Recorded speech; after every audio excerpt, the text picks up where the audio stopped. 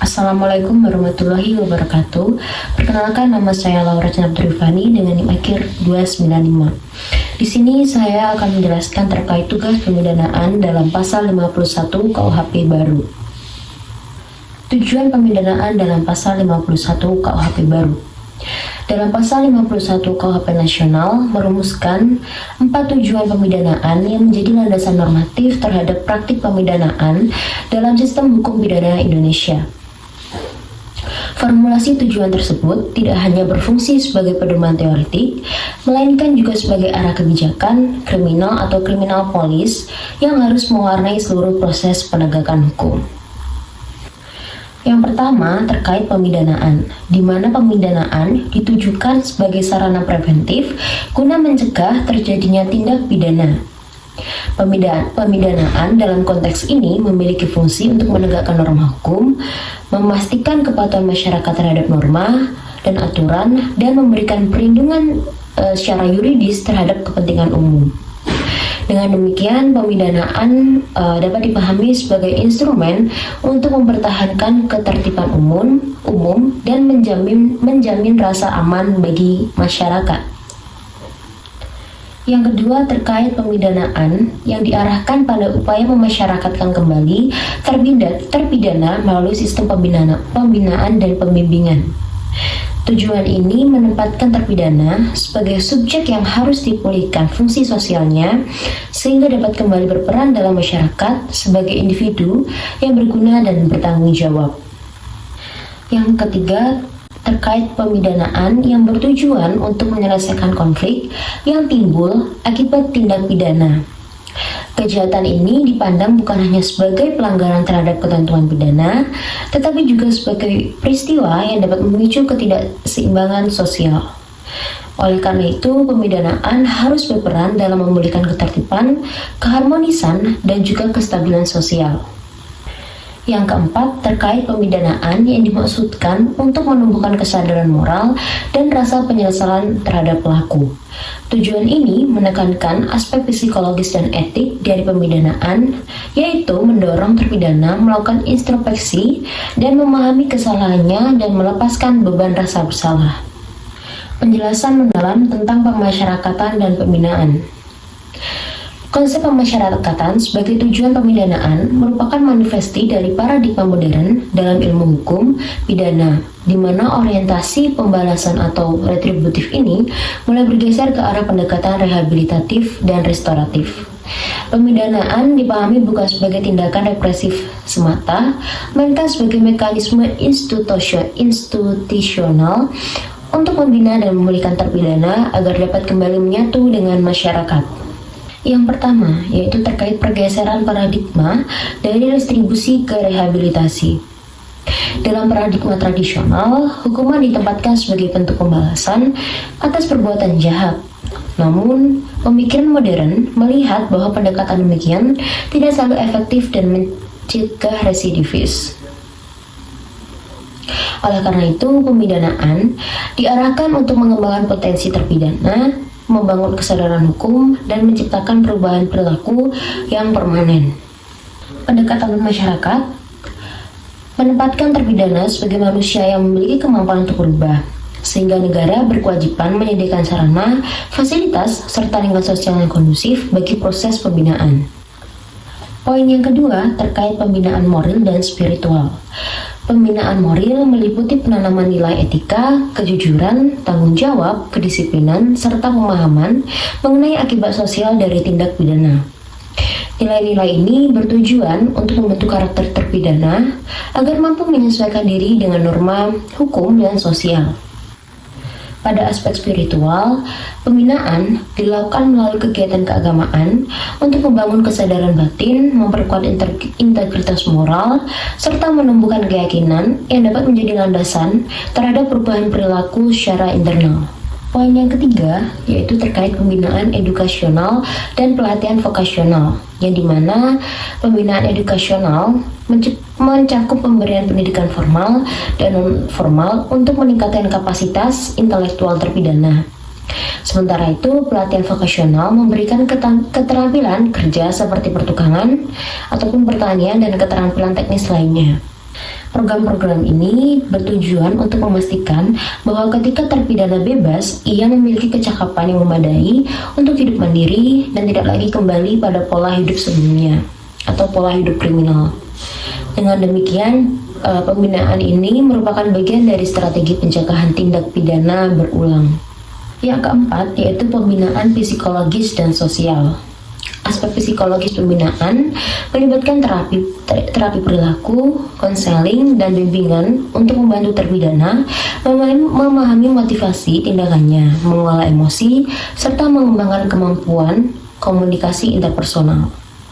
Banyak terpidana memiliki riwayat trauma ataupun tekanan sosial, sehingga pendekatan psikologis menjadi sangat penting untuk membangun stabilitas emosional yang sehat. Pembinaan sosial mengajarkan kemampuan adaptasi, empati, serta pemahaman terhadap nilai-nilai kebersamaan.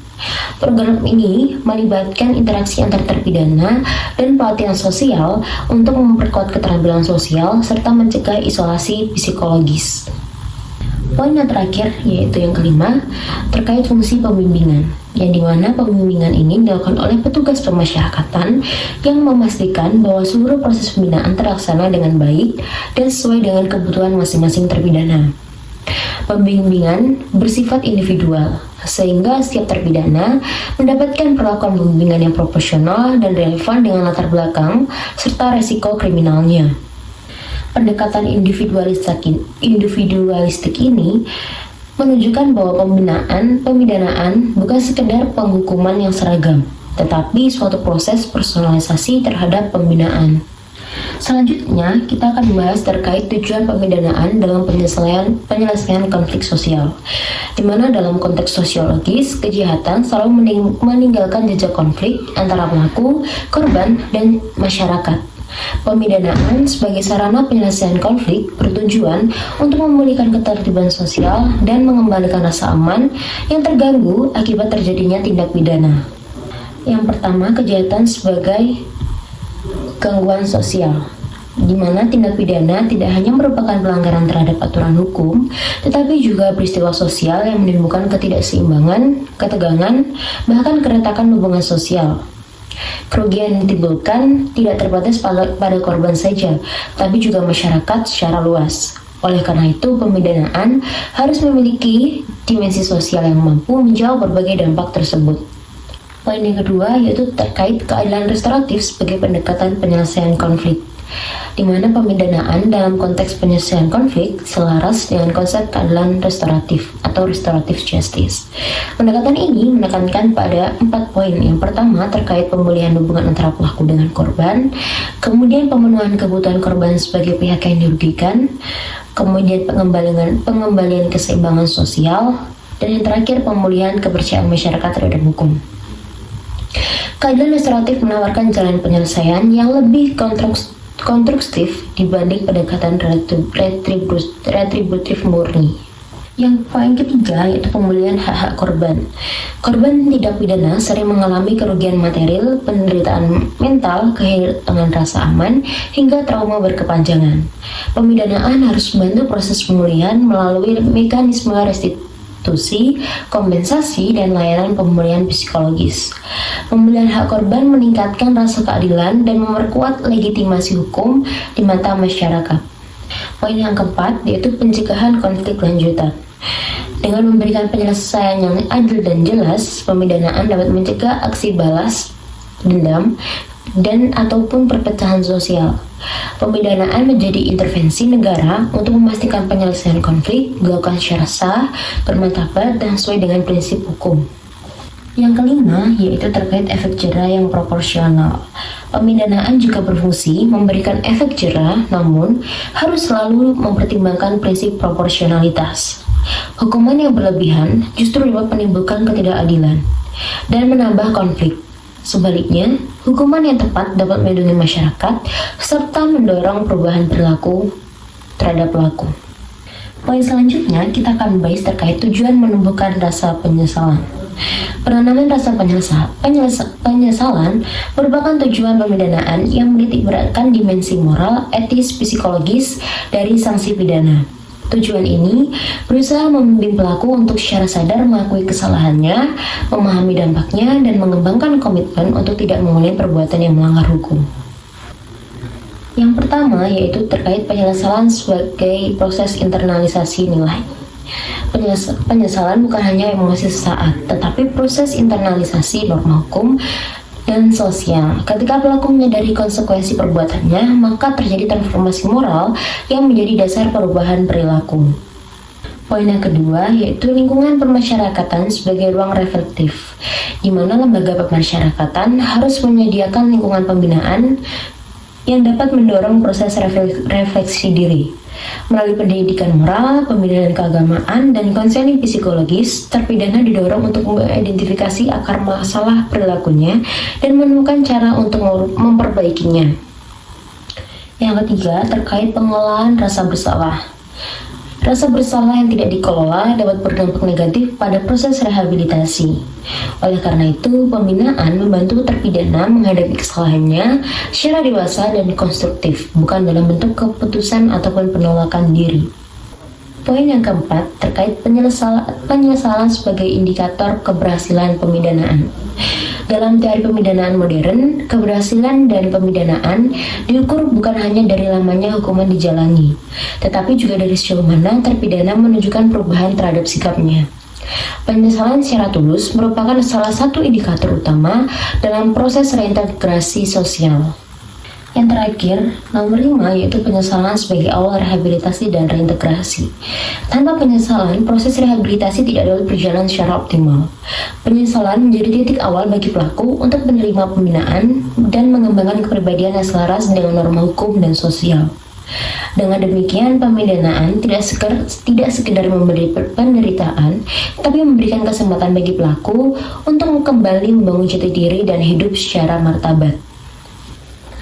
Demikian penjelasan terkait tujuan pemidanaan yang terdapat dalam pasal 51 KUHP Nasional atau KUHP baru.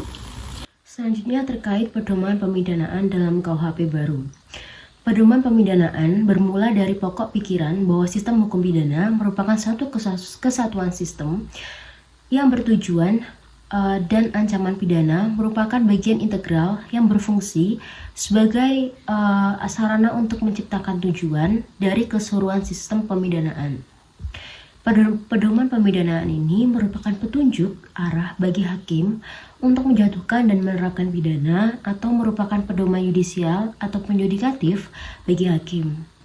Pedoman pemidanaan juga berfungsi sebagai kontrol atau pengendali bagi hakim agar pidana yang dijatuhkan jelas, terarah, dan ada daya gunanya. Pedoman pemidanaan dalam KUHP baru terdiri atas beberapa hal, yaitu ketentuan umum, pedoman pemidanaan bagi pelaku orang natural, pedoman pemidanaan bagi korporasi sebagai subjek tindak pidana, pedoman penerapan pidana penjara dengan perumusan tunggal dan perumusan alternatif, alasan pemberat, dan ketentuan lain tentang pemidanaan. Pedoman pemidanaan ini bermanfaat bagi hakim sebagai pejabat yang melakukan tugas kekuasaan kehakiman dalam membuat putusan hukum, memiliki kebebasan ataupun kemandirian. Namun, kebebasan tersebut tidaklah bersifat mutlak. Akan tapi, independensi itu hakikatnya tidak berada dalam ruang hampa.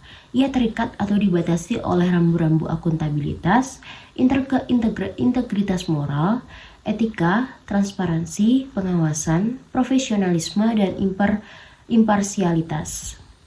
Dalam penjelasan pasal 54, ayat 1 KUHP menjelaskan manfaat batasan kondisi yang harus dipertimbangkan dalam pemidanaan, yaitu pedoman pemidanaan yang sangat membantu hakim dalam mempertimbangkan takaran atau berat ringannya pidana yang akan dijatuhkan. Dan mempertimbangkan hal-hal yang dirinci dalam pedoman tersebut, diharapkan pidana yang dijatuhkan bersifat proporsional dan dapat dipahami baik oleh masyarakat maupun terpidana. Rincian dalam ketentuan ini tidak bersifat limitatif. Artinya, hakim dapat menambahkan pertimbangan lain selain yang tercantum pada ayat 1 ini. Penjelasan ini tidak hanya menjelaskan manfaat pedoman pemidanaan, namun juga memberikan pemahaman terkait fungsi pedoman pemidanaan dalam sistem hukum di Indonesia. Kemudian, dalam pasal 54 ayat 2 KUHP diatur asas Reterlix pardon atau judicial pardon melalui batasan pengecualian yang dapat dijadikan untuk tidak menjatuhkan tindak pidana atau tidak mengenakan tindak pidana dengan mempertimbangkan segi keadilan dan kemanusiaan, yaitu ringannya perbuatan, keadilan pribadi pelaku, atau keadaan pada waktu dilakukan tindak pidana, serta yang terjadi kemudian. Inilah alasan penghapusan pidana atau alasan meniadakan hukum. Pemberian maaf harus dicantumkan dalam putusan hakim dan tetap harus dinyatakan bahwa terdakwa terbukti melakukan tindak pidana yang didakwakan kepadanya.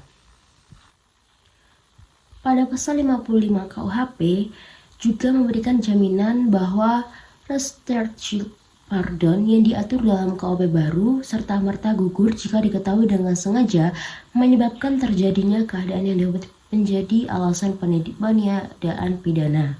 Ketentuan ini memberikan petunjuk bagi hakim untuk membuktikan bahwa pemaafan atau peniadaan pidana harus ditelisik lebih lanjut apakah ada unsur kesengajaan dari pelaku untuk menciptakan kondisi pemaafan ataupun peniadaan. Kategori pedoman pemidanaan selanjutnya adalah pedoman pemidanaan bagi terdakwa korporasi sebagai subjek tindak pidana. Terdapat beberapa hal yang wajib dipertimbangkan oleh hakim dalam menentukan pidana bagi korporasi yang dimana dituangkan pada pasal 56 KUHP baru, yaitu tingkat kerugian atau dampak yang ditimbulkan, tingkat keterlibatan pengurus yang mempunyai kedudukan fungsional korporasi, dan atau peran pemberi perintah, pemegang kendali, dan atau pemilik manfaat korporasi. Lamanya tindak pidana yang telah dilakukan, frekuensi tindak pidana oleh korporasi, bentuk kesalahan tindak pidana, keterlibatan pejabat, nilai hukum dan keadilan yang hidup dalam masyarakat, rekam jejak korporasi dalam melakukan usaha atau kegiatan, pengaruh pemidanaan terhadap korporasi dan atau kerjasama korporasi dalam penanganan tindak pidana. Selanjutnya, dalam pedoman pemidanaan diatur pedoman penerapan pidana penjara dan perumusan tunggal dan perumusan alternatif.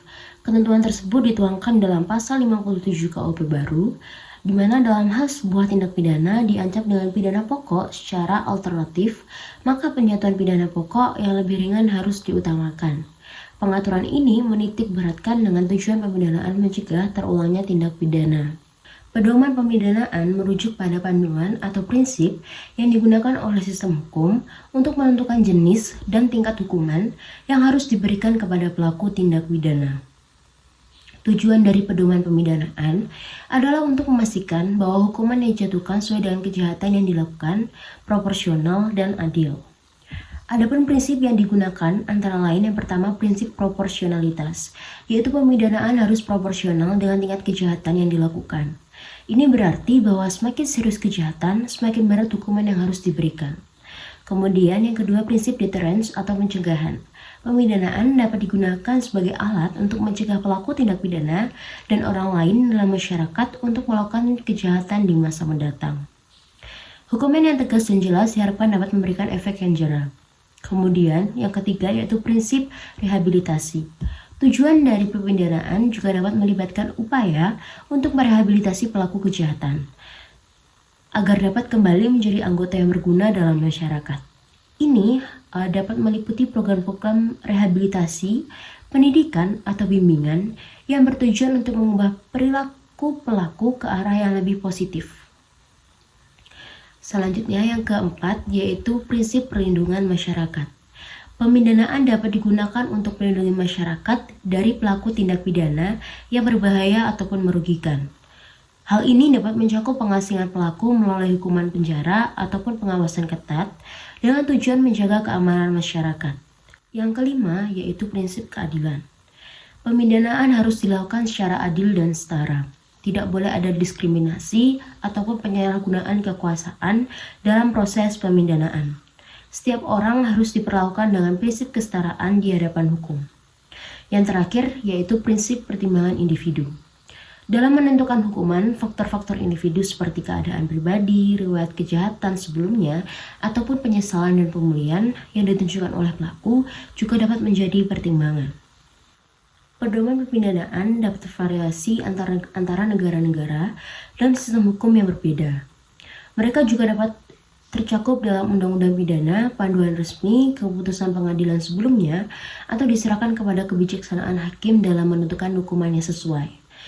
Semangat pembaruan hukum pidana merujuk pada upaya untuk mengubah dan memperbarui sistem hukum pidana dan memperhatikan perubahan sosial, nilai-nilai masyarakat, perkembangan teknologi, dan kebutuhan keadilan yang berkembang. Tujuan utama dari semangat pembaruan hukum pidana adalah untuk menjaga relevansi dan efektivitas hukum pidana dalam menghadapi tantangan dan perubahan zaman. Semangat pembaharuan hukum pidana didorong oleh kebutuhan untuk menjaga relevansi, keadilan, dan efektivitas sistem hukum pidana dalam masyarakat yang terus berkembang dan berubah. Hal ini mendorong adanya peninjauan dan penyesuaian terhadap undang-undang, kebijakan, dan prosedur hukum pidana untuk menjawab tantangan dan kebutuhan yang ada. Beberapa aspek yang mewakili semangat pembaharuan hukum pidana meliputi yang pertama, peningkatan efisiensi dan efektivitas, yang dimana pembaharuan hukum pidana bertujuan untuk meningkatkan efisiensi dan efektivitas sistem peradilan pidana, yang hal ini dapat melibatkan penyederhanaan prosedur, penggunaan teknologi dalam penyelenggaraan peradilan atau pengembangan alternatif penyelesaian sengketa yang lebih cepat dan efisien. Yang kedua, perlindungan hak asasi manusia. Semangat pembaharuan hukum pidana juga mencakup perlindungan dan penghormatan terhadap hak asasi manusia. Hal ini dapat termasuk reformasi dalam perlakuan terhadap tersangka, terdakwa, dan narapidana, serta peningkatan akses keadilan dan pemenuhan hak-hak fundamental. Ketiga, fokus pada restoratif justice atau keadilan restoratif.